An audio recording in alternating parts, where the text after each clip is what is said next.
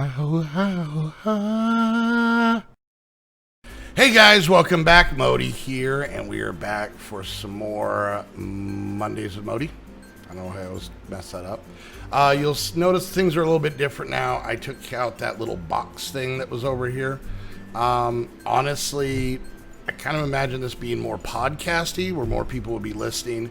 And doing that little box up there adds about 2.5 to 3 hours of work for me, and I'm super lazy. So, no, I was just concerned that I would run out of time and not be able to get some of these videos out. It got a little close on the last couple videos, so I don't have an exceptional amount of time. So, we're going to try this for a while. Let me know what you guys think down in the comments. Anyways, guys, so kind of picking up where we left off. Last episode, we talked a lot about how I got hired at Game Crazy, and now I kind of want to just talk about Game Crazy. So at this point, I've gotten the job, and I'm digging it. I really loved Game Crazy at that time. It was very grassroots. It was very like we did stuff ourselves. We didn't have commercials. We didn't have flyers. We didn't have stuff in the newspaper. We didn't have internet ads, any of that stuff. If you wanted to promote a sale, we went old school, which kind of took me back to my punk rock days, where I'd go to Kinko's and make flyers and put them underneath windshields and stuff like that. The company only had 3 Game Crazies in Tucson.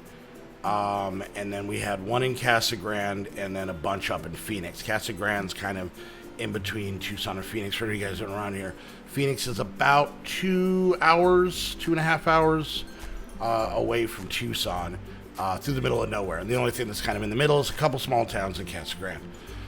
So at the beginning, it was really great because the DM I had at the time, the one that had hired me, lived in Phoenix. And I think he had like 10 or 12 stores, and only 3 of them were down here. So, to be honest with you, in the beginning, he didn't really come down here that much.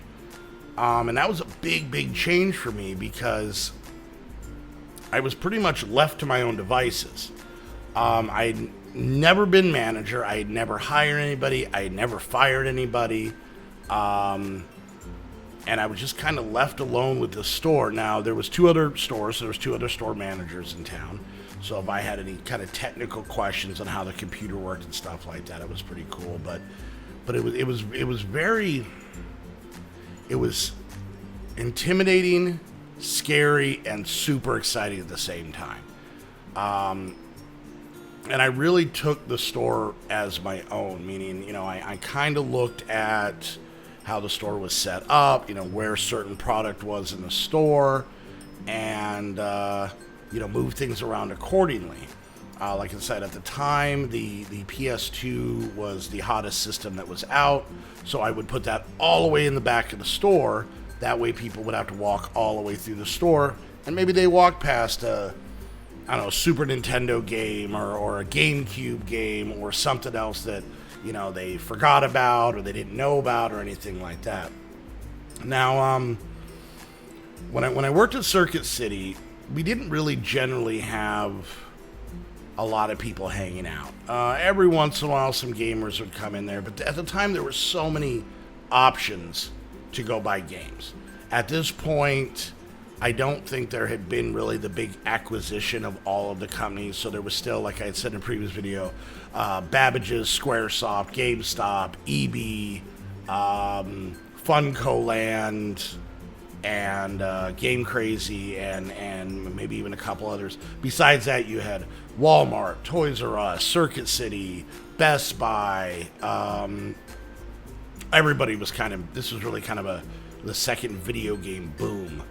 Like I had said in the previous video, the PS2 had made it more of a video games had creeped in to be a little bit more of a family thing, the way board games used to be. And this was really kind of that time. So some of the things that were different between Game Crazy and what a lot of you guys might know about GameStop is that we didn't generally gut our games. So anybody who goes to GameStop, you know that the new and the used games that are out on the floor are empty cases. If you don't know, and you try and steal them, you look like an idiot. Anyways, we'll get to that later too. But what we did is we had glass cases that kind of went across one whole side of the store. And they kind of, right in the middle was kind of the register and stuff like that. And in the glass cases is where we put systems, new and used. It's where we put like a lot of the cartridge stuff. So Nintendo, Super Nintendo, Genesis, Game Boy Advanced at the time. And just anything, even like I think Dreamcast and stuff. It was a lot of kind of the older system of glass cases. And then along the back walls behind us, behind the counter, were all the new games. And since they were behind the counter, the majority of them were still shrink wrap, which was great. I've heard so many people complain about buying a new game from GameStop, but it's been open. Is it really a new game? We're going to get to that in the GameStop section. I have a lot of complaining to do about GameStop, the employees, and the customers of GameStop. I kind of hated everything of it. But yeah, so we got to keep our games in cases, and then out on the floor, on the walls, was all of the used games, which were gutted and put away in a drawer. So yeah, it was a pretty basic setup. It was pretty simple. We had a CD cleaning or de-scratching or whatever it is, big machine, big square box thing that you would, these sponges, you put the discs in. You couldn't really use them on Blu-ray, but you could use them on CD, which at the time, pretty much at the time, everything was CD based. And it would get the scratches out, which was actually a really cool thing because, if you scratched up your game, there was little handheld ones, there's ones you could buy, or you come into a Game Crazy and spend $2 and have them completely buff the game out like new, and it worked really, really well. It was really cool. But what that meant is that we didn't get quite as much support from a corporate standpoint. So we didn't, a lot of the CDs, unless they were cracked or chipped or physically broken, we would just buff them out and resell them. So we really had a pretty low defective rate on stuff like that. The one part that was really hard is there's a thing called pawn law, and it could be different where you live. I'm just kind of speaking on how it is here. Well, what pawn law was to make sure that anything that had a serial number. So at the time, it was just consoles. We didn't take anything else. Controllers didn't have serial numbers like they do now. And so what would happen is someone would bring in, say, a PlayStation or a Dreamcast or even, like an Xbox or a PS2. And we would have to test it, do all that stuff. We'd have to fill out all the stuff in the computer so it was saved. And then we would ask, for the Tucson Police Department, we'd have to fill out these pawn slips. Had to get their ID, fill out all kinds of everything off the ID and other information. They would have to sign it. Trading in the system took forever because of the paperwork, not because of the system. Then once everything was done, we had to keep the pawn slip with the system in the back. And at the time, I want to say it was 20 days. It was like, it was 1 day short of 3 weeks. So that was always kind of aggravating because we could have 2, 3, 4 used systems in the back office, like 2, 3, 4 PlayStation 2s, just that one, sitting in the back office. But since they were all on pawn, if they were all traded within that 20 days, we had none. And that was always kind of an issue we had. I mean, Game Crazy was, mind you, Hollywood Video had started this company. And what they had done is they had taken a portion of, and this is at a corporate level, taken a portion of their, VPs and those things and made a separate company. They're all in the same building, but the CEO was the same over both companies. But after that, it was different, director of this and vice president of that, all the way down. Different DMs, different regional managers, different everything was all the way down. But the fact is when they started this, these were all people who had experience in, video rental business, not video game business. So there was a lot of things at the beginning that used to drive me crazy that I couldn't change, that just because it's like someone who's an amazing plumber trying to teach you electrical. They may know some stuff, but that's not what you'd rather have, like a trained electrician teach you that kind of stuff. So it was kind of that concept. And it was always tricky at the beginning because, and I'll get back to the whole U system thing here in a minute. It was always tricky at the beginning because, like I had mentioned before, all the game crazies were inside a Hollywood Video.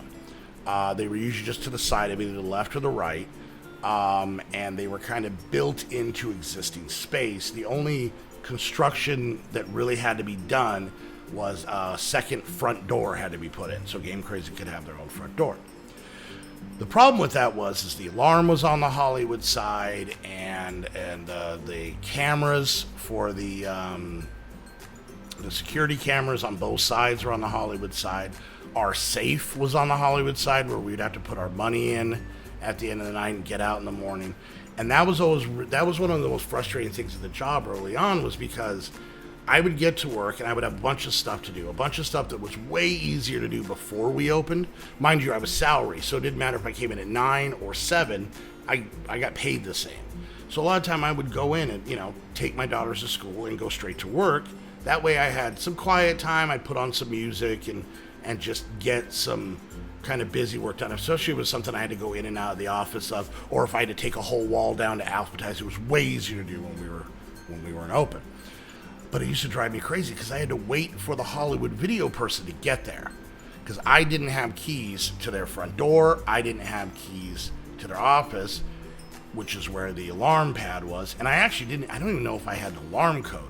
So everything we relied on the Hollywood Video, and if they decided to come in at 9:30, I went at 9:30. I clocked in at 9:30. There was not a damn thing I could do about it. So that was a fault. Now, I will say, down the road, they did correct this. Eventually, they gave the store managers keys to the Hollywood side, to their office, and our own alarm codes, which was great. Because they figured, all right, if I'm unlocking it and I'm typing my alarm code, they know who's there. If anything goes sideways inside that Hollywood Video before their staff shows up, it's on me. And it wasn't any more of my staff, it was just me. My assistant might have at one point, but I don't remember. So, but anyway, so yeah, I mean, we had this company, and even though it was selling video games, which I had done, it was a very different dynamic. It was the first time I really had people coming and just hanging out. People wanting to come down with really no intention of buying. They just, little kids and teenagers, adults, older people, anybody. We would have people come down and just hang out. And at the beginning, it was kind of cool because I would kick back and chit-chat with them. But now I had so much more responsibility. I had so many more things I had to do. Because not only did I have to do any sort of paperwork side with like profit and loss reports and writing schedules and conference calls and all that stuff, but I still had to do what everybody else did. I still had to receive boxes and organize and alphabetize games and put product away. And then on top of that, I had to make decisions on, okay, we got a lot of PS2 product, it's not fitting here, how am I going to rearrange this stuff? So what ended up happening is, when I worked at Circuit City, I was hourly. If somebody wanted to come in and BS with me about video games for 2 hours, awesome, I was getting paid. And if I'm helping someone with video games, maybe I don't have to sell someone a phone, I don't know, or a CD or whatever else. It was great. But here, I really started, it just got to the point where I would have people come in, and I think the thing that got to me was not people being excited about games, because I still was, and I wasn't, like I said, that jaded at this time, but it was just this case of they wanted to debate, they wanted to argue, they wanted to show their video game knowledge superiority over whoever they were talking to, and I didn't dig that. It wasn't fun. I mean, there were times I would get into it, someone would be like, oh, well, this is the greatest game ever, and I would just argue with them because I was bored. If I had nothing to do, oh man, I would argue with these people all the time. It was great. And I found that if I'm louder and don't stop talking, I win. It's awesome. But yeah, so that was always something that kind of grinded on me on times. It was always the people who couldn't kind of read the room or see the social cues or anything like that. And, you know, I would have 20 stacks of games on the counter, and I'm running back and forth, and I'm putting this here and I'm putting that there, and I'm one end of the store to the other, and organizing this and alphabetizing this. And a lot of time it was people that I knew weren't buying anything. They didn't want any help. They just wanted a friend. And they just didn't get it. They didn't see, okay, hey, you know what? If you go into a store and you see someone and they're busy, leave them alone. Let them do their job. They're at work. That was always something that it seemed like nobody got. These places like Game Crazy and GameStop, they're not clubhouses. They're not places that are designed for people to hang out. It's not a cafe where you get to just kind of hang out and chit chat with everybody. It's a retail business. It's like going to a convenience store. I'm not going to go into a convenience store and try and get the clerk while he's putting stuff away to talk to me about the difference, which is better, Pepsi or Coke. It's Pepsi, by the way. Don't bring me that Coke crap. Anyways, but yeah, I mean, people would just come in, and I could understand little kids and whatnot. Now, the other problem we had at GameStop is we were not a big enough company where, at least at this time, where we got interactives, the big like Sony Interactive, where it's this big futuristic robot-y thing where it's got a PlayStation 2 and a TV and all stuff in it. What we had is these large wooden boxes that there was 4 of them on the floor, and they were back to back. There was 2 back to back here and 2 back to back a little further down, and they had TVs on them. I want to say they were like maybe 27 to 32 inch tube TVs. You got to keep in mind, this is still the early 2000s, so flat screens were still very new and extremely expensive. And in each one, we had a GameCube, a PS2, an Xbox. That was in 3 of them. And in the 4th one, we had set up some of the older systems. I think we had like a Dreamcast, a Nintendo, Super Nintendo, and that was more for testing out games. If somebody came in and says, "Oh, this game didn't work in my system," we could pop it in to see if it worked. But the reason they were there is the way that Game Crazy's policy is for the most part, if you bought a game, you bought a game. It's yours. You own it. You made a conscious decision to buy this game. We didn't have, unlike GameStop, on the used games, a bring it back even if you don't like it within 7 days thing. Basically, you had, I think, 7 days, but that was only for defective, and all it would do was swap it out for the same game. That's it. So if you bought some game and took it, came in the store, picked it up, bought it, and took off, and went home and played it and hated it, it's like most other things. If you're old enough to buy yourself something, you should be old enough to kind of do the research and see if it's something you're going to want. If it's defective, that's another story. We'll swap it out for another. I think we might have actually had a 30-day defective warranty. It was quite long. But once again, we're just going to swap it for the same game because you've already made that decision.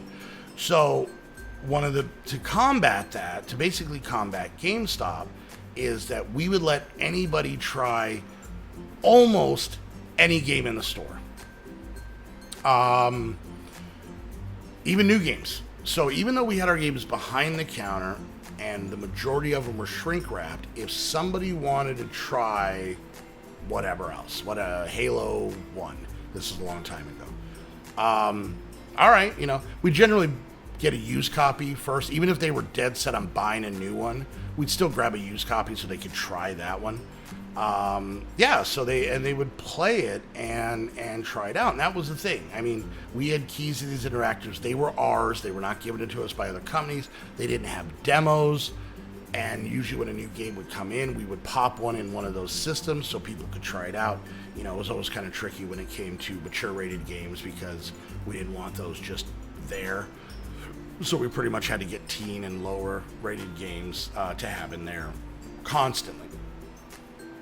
And we would get people, and you can understand kids would come in, especially there, because you'd have a lot of parents that would go to Hollywood Video get movies. This is in the prime of the video rental time. You would get people that would come in and want to look around and look for movies. They may be walking around that place for an hour looking at movies. And we became, Game Crazy babysitting service. They would just send their kids over there, which worked out for them because it was connected to Hollywood. It's not like they sent them like 3 stores down or across the street. They were technically in the same building. And those kids would come over and just play video games. And I was kind of a jerk sometimes, only because we even had signs on there that was basically 5-minute playtime. It's to try something out. It is a demo unit. It is not I want to see if I can hang out all day and beat this game from beginning to end so I don't have to buy it.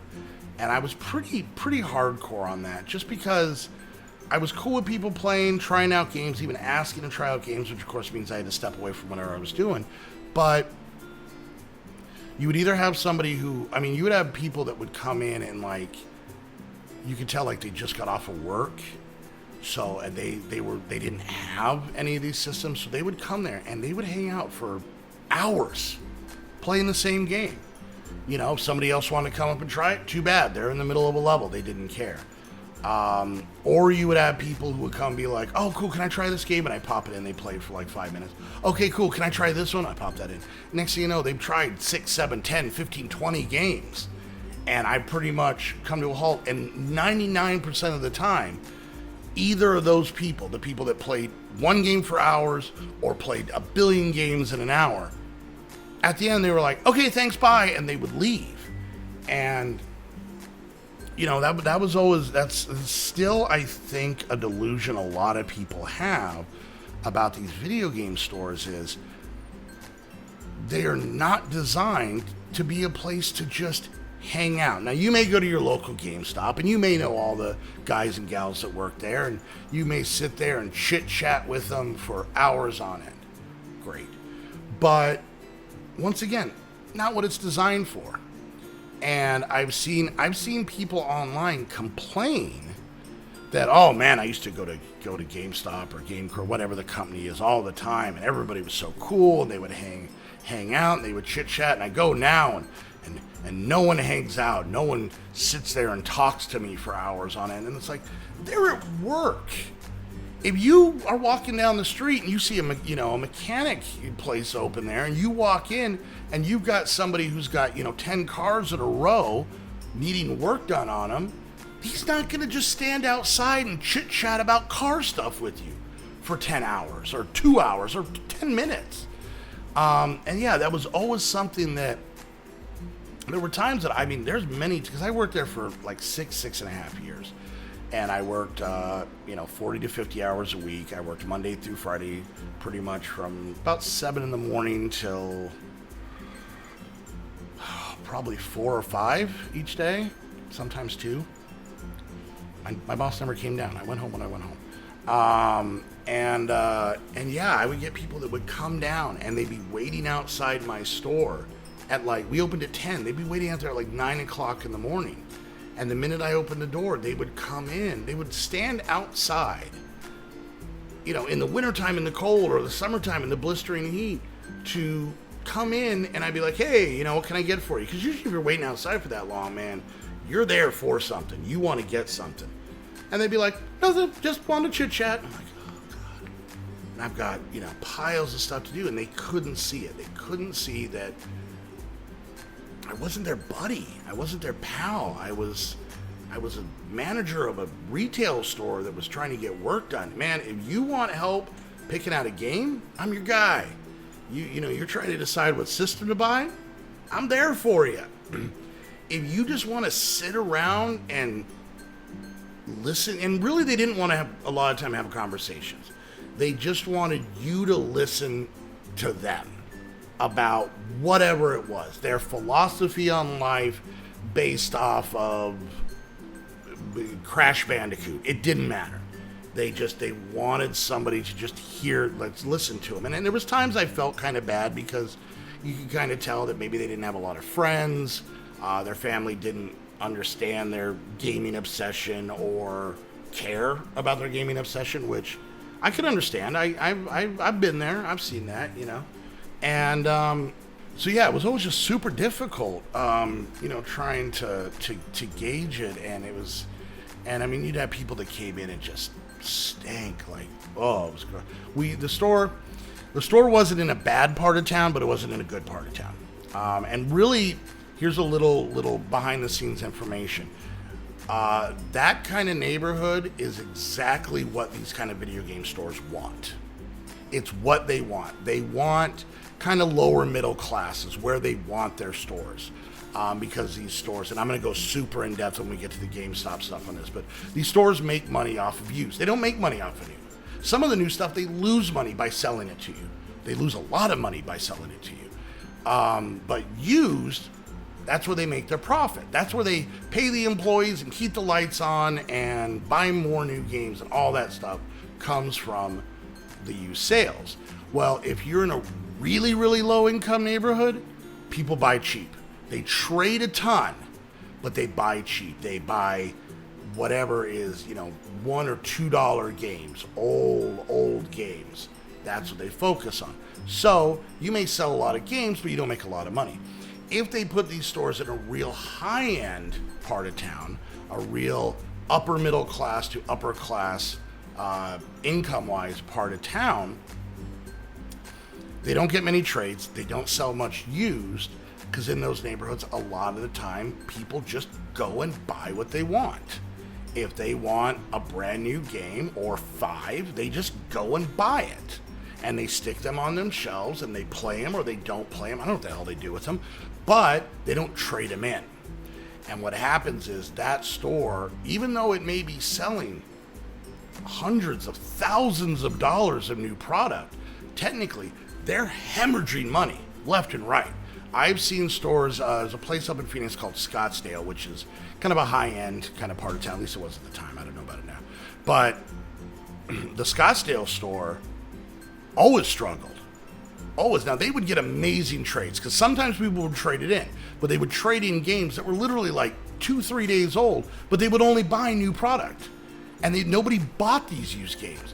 There was nothing better than going up to a meeting up in Phoenix and stopping by the Scottsdale store, because that store manager just wanted stuff out of his store. He was neck high on amazing product, and we would go in and just grab 2-3 boxes each. There might be like 5 managers of us grabbing that stuff and taking it back to our store, and that stuff would sell. I remember going and getting a whole box of games, used PS2 and Xbox games.